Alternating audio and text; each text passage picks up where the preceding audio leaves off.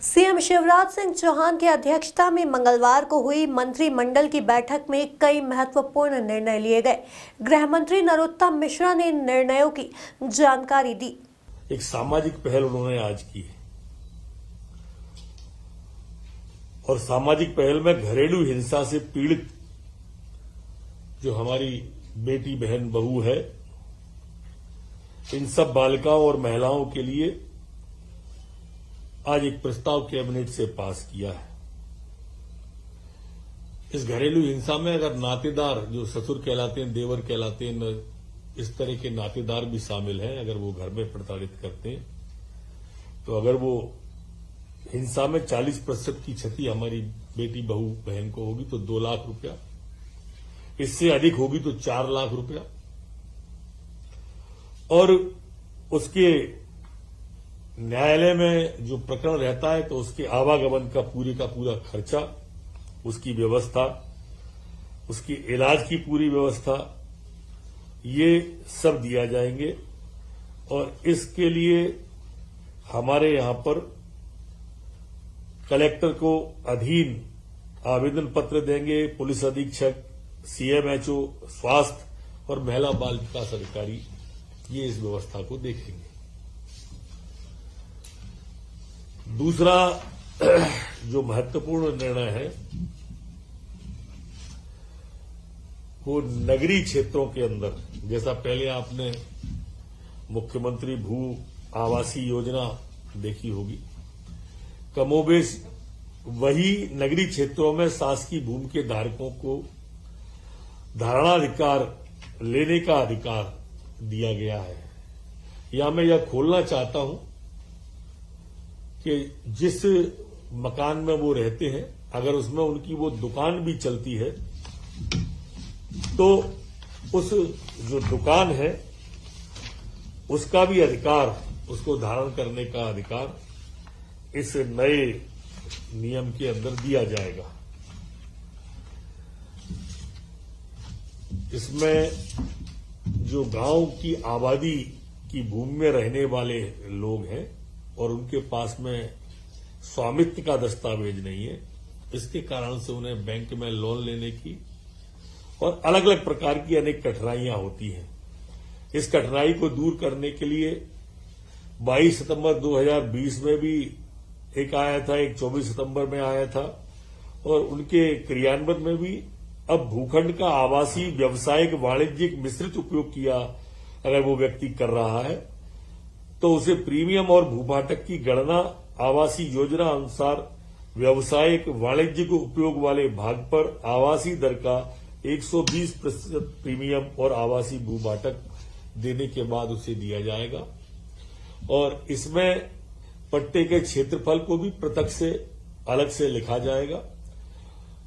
मिश्रित प्रयोजन वाले को एक ही परिवार द्वारा 2 अलग अलग स्थानों पर एक आवासीय और एक दूसरा व्यावसायिक भूखंड उपयोग किया जा रहा है तो उसे 2 पृथक पृथक पट्टे दिए जाएंगे। एक परिवार को केवल एक बार ही लाभ दिया जाने का इसमें निर्णय लिया है। देय राशि के भुगतान की अवधि में वृद्धि चाही गई हो, वहां अवधि पूरी होने पर बकाया राशि को भू राजस्व की बकाया के रूप में वसूल किया जाएगा। एक बहुत महत्वपूर्ण निर्णय हमारे मध्यम वर्ग के लोगों के लिए यह लिया गया है।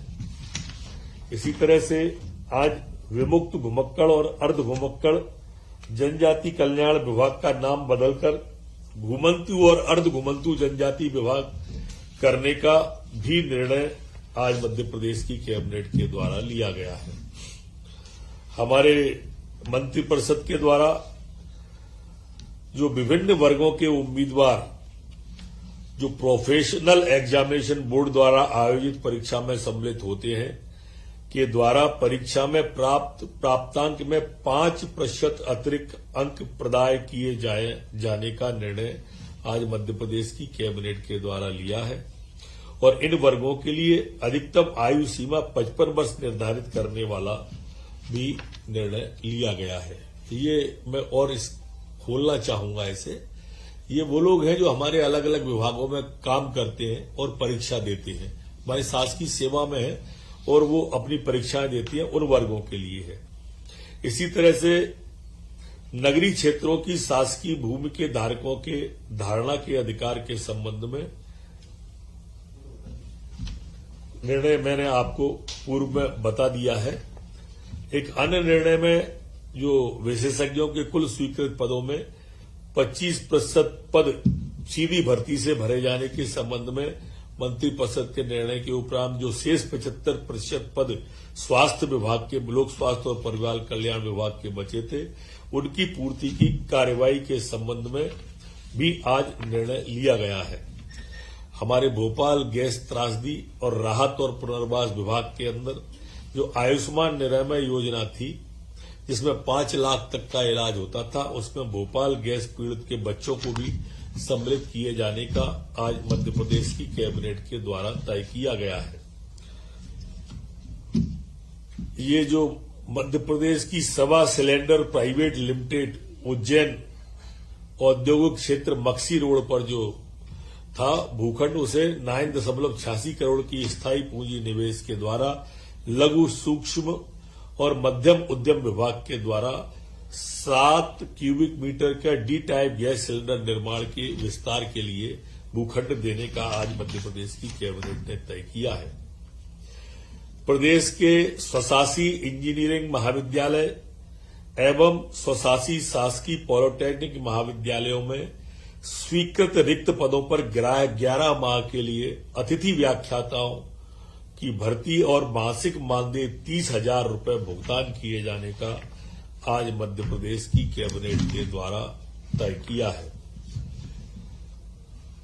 आज मध्य प्रदेश सामान्य वर्ग कल्याण आयोग के विषय को वह भी निर्णय लिया गया है।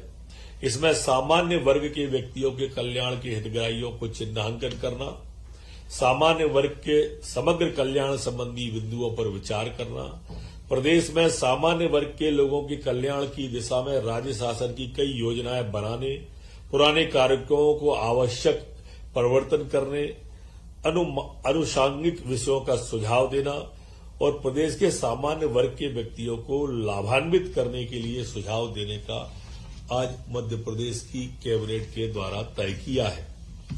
लोक परिसंपत्ति प्रबंधन विभाग, राज्य परिसंपत्ति एक समिति के गठन का निर्णय, ये अपने आप में एक अलग प्रकार का निर्णय मध्य प्रदेश की सरकार ने लिया है कि एक ये विभाग ही अलग से बना दिया है। वो विभाग हमारे राज्य के अंदर की परिसंपत्तियां, हमारे राज्य के बाहर की जो राज्य सरकार की संपत्तियां हैं और उनसे क्रियान्वयन और उनका उपयोग, ऐसा बहुत सारी कंपनियां, इसके बहुत सारे काम इस कंपनी में देने का तय किया है। इसकी शेयर पूंजी 1,000 करोड़ रुपए और प्रदत्त पूंजी 10 करोड़ रुपए रखी जाएगी।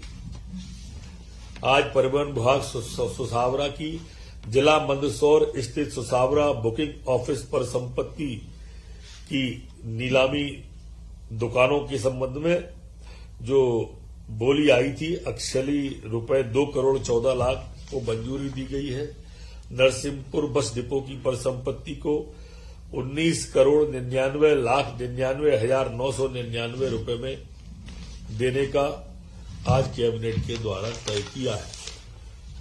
आज मध्य प्रदेश की आबकारी नीति जो मध्य प्रदेश की है, उसको भी 1 अप्रैल 2022 से 31 मार्च 2023 तक जो प्रस्तावित थी, उसको आज अनुमति प्रदान कैबिनेट के द्वारा की गई है। इस प्रस्ताव में उप दुकानें खोलने का प्रस्ताव था, जो कि माननीय मुख्यमंत्री जी के द्वारा आग्रह कर दिया गया है। नई दुकानें नहीं खोली जाएंगी और एक जो पुराना था बॉटलिंग फीस का, वो यथावत ही रहेगा। जो कोई भी चेंज पुराने बॉटलिंग फीस में नहीं करने का तय किया है। अनेक निर्णय इसमें और भी लिए गए हैं, जैसे कि 50,000 रुपए वार्षिक लाइसेंस फीस पर होम बार लाइसेंस 1 करोड़ तक की वार्षिक आय वाले व्यक्तियों को दिया जाएगा। बियर इकाई को लीज पर किसी पंजीकृत कंपनी को दिया जा सकेगा जिसका गत वर्ष वार्षिक मूल्यांकन टर्नओवर 5 करोड़ रुपए हो। बोतलबंद मदिरा के परिवहन वेस्टेज की सीमा कम किया जाकर कांच के लिए 0.25 और पेट के लिए 0.10 की जाएगी।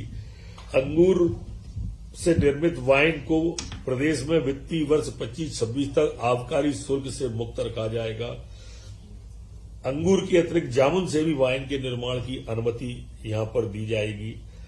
भोपाल एवं इंदौर में शासन द्वारा निर्धारित मापदंडों के आधार पर माइक्रो ब्रेवरीज खोली जा सकेंगी। ऐसे अनेक सुझाव है जो लिखित में अभी आप सबको इस विभाग के द्वारा दे दिए जाएंगे।